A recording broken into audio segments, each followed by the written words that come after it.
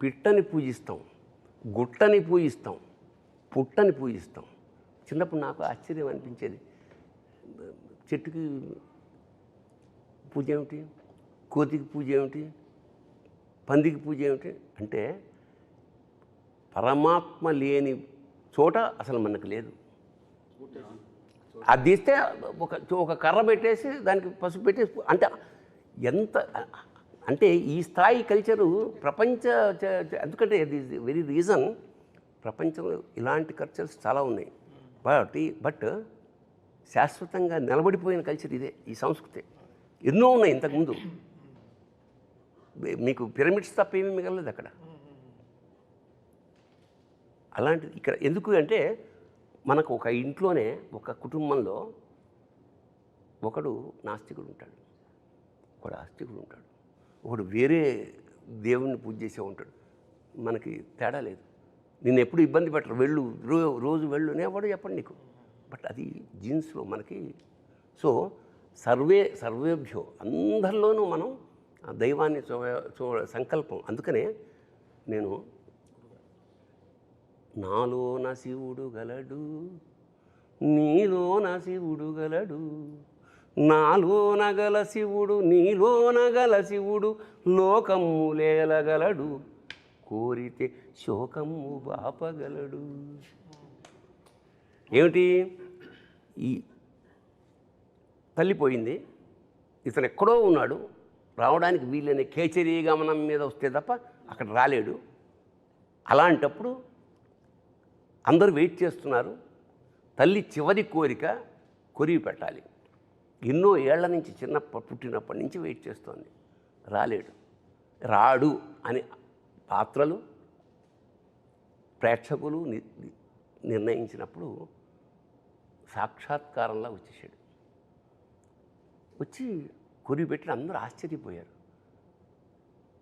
ఎవరు వచ్చారు? తర్వాత ఒక మెసేజ్ పెడుతుంది, అమ్మాయి వచ్చి షాక్ అవుతుంది. ది రీజన్ ఈజ్, అప్పుడు నాకు అనిపించింది నాలోన శివుడు గల్డంటే ఇదే. నాలోన గల శివుడు నీలోన గల శివుడు నాటకాలాడగలడు, తెరదించి మూట కట్టేయగలడు. That is the reason. So ప్రతి భక్తుడు తల్లి నా తల్లి. ప్రతి భక్తుడు ధర్మాన్ని కాపాడడానికి నిలబడి ప్రాణం కూడా పణంగా పెట్టి అవసరమైతే ధర్మం కోసం ఏదైనా చేసే ప్రతి భక్తుడు తల్లి నా తల్లి అని చెప్పేదే ఆ రోజు అక్కడ ఉన్న సదుద్దేశం గురుగారు. వండర్ఫుల్. ఎందుకంటే నువ్వు పూజిస్తున్నప్పుడు నువ్వు దాసుడివి. నిజానికి నువ్వు మమేకం అయిపోయినప్పుడు వాడు నీకు దాసుడు. శివుడు నీకు దేవుడు నీకు దాసుడు అయిపోతాడు. ఇప్పుడు మనకి పూజా విధానం అంటే ఏమిటంటే ఎలిమెంటరీ స్కూల్, కొబ్బరికాయలు కొట్టామా, దండలు వేసామా, కిరీటాలు చేయించి ఎలిమెంటరీ స్కూల్. నెక్స్ట్ స్టేజ్ అక్కడ ఏమంటాడు, దేవుడు అనేవాడు నేను వేరు అని. Meditation next step. అక్కడ ఏముంటాడు, దేవుడు నీలో ఉంటాడు, బయట ఎక్కడ ఉంటాడు. కొబ్బరికాయలు కొట్టక ఏం అగరత్తులు అక్కర్లా.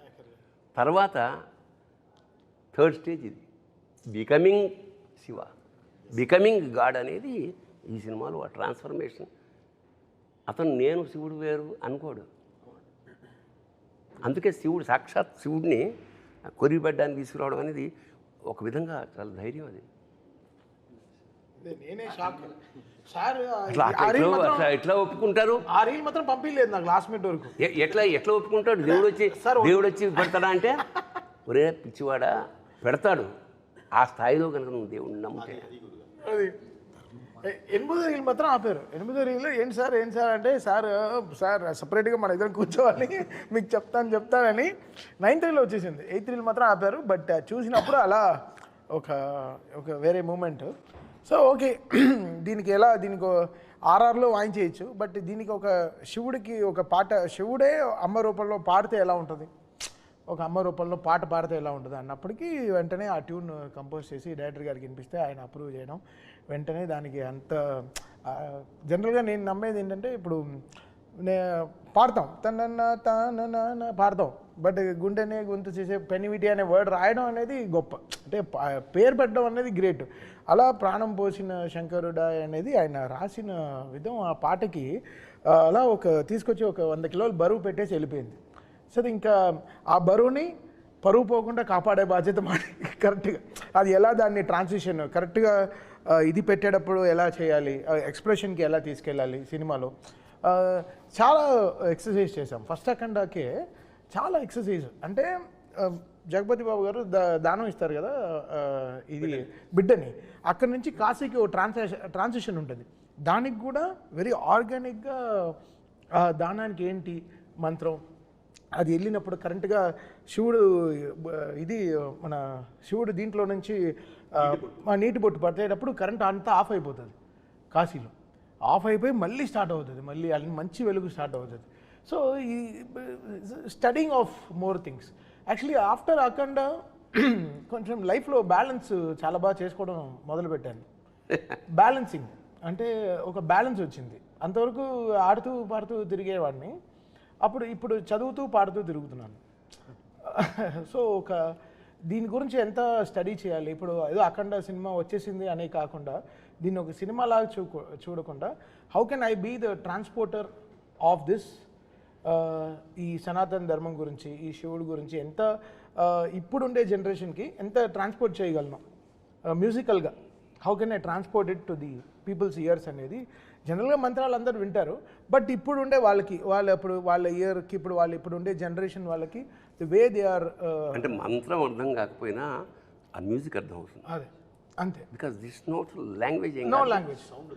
సో నేను ఈరోజు చూస్తున్నాను కమెంట్స్ అన్నీ చూస్తాను యూట్యూబ్లో. జూక్ బాక్స్ రిలీజ్ అయిన వెంటనే చాలా రోజుల తర్వాత ఓ జూక్ బాక్స్ రిలీజ్ చేశాం. ఇంతకుముందు అది లేదు, సింగిల్గా వెళ్ళేది పాటలు. ఓ 9 పాటలు ఒకేసారి రిలీజ్ అయిన తర్వాత వెంటనే కమెంట్స్ చూసాను. రాత్రి 12ంటికి లాంచ్ చేసాం ఇది జూక్ బాక్స్. అంటే ఎంతమంది మేల్కు నుండి దాంట్లో వెంటనే ఒక 1000 లక్షల్లో కమెంట్లు వచ్చేసి అసలు అక్కడ ధైర్యం వచ్చింది.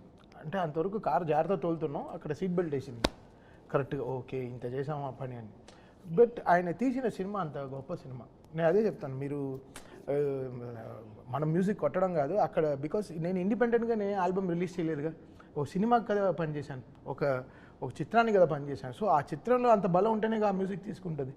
సో క్రెడిట్ అందరూ ఒక వంట అద్భుతంగా కుదరాలంటే అన్ని పాళ్ళు సమంగా కుడాలి. ఇంకోటి ఏంటంటే మామూలుగా చాలా రకాల డ్యాన్సులు ఉన్నాయి, వాటిని నృత్యం అంటాం, నాట్యం అంటాం. కానీ తాండవం అనేది తాండవం ఎప్పుడవుతుంది? ప్రళయకాల ఆ సౌండ్, తాండవ శబ్దంలోనే ఆ ఒక మ్యూజిక్ ఉంది, ఆ సౌండ్. సో మామూలు డ్యాన్సులకి శివుడి చేసే తాండవానికి సంధ్యవేళ వేరియేషన్ ఉంటుంది. సో అంత డ్యాన్స్ చేసినప్పుడు ప్రమధులందరూ వాయిస్తుంటారు అక్కడ.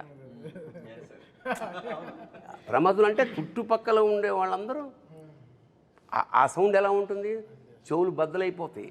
సో మన వాడు సరదాగా చెప్పినా ఏం చెప్పాడంటే, జాగ్రత్త నాది కాదు పూచి, ఆ సినిమా రిలీజ్ అవుతుంది, అవన్నీ సర్దుకుని కొంచెం క్లీన్ చేసి పెట్టుకోండి, బద్దలవుతాయి నాది కాదు అన్నాడు. అది సరదాగా అన్న సత్యం. అదేంటంటే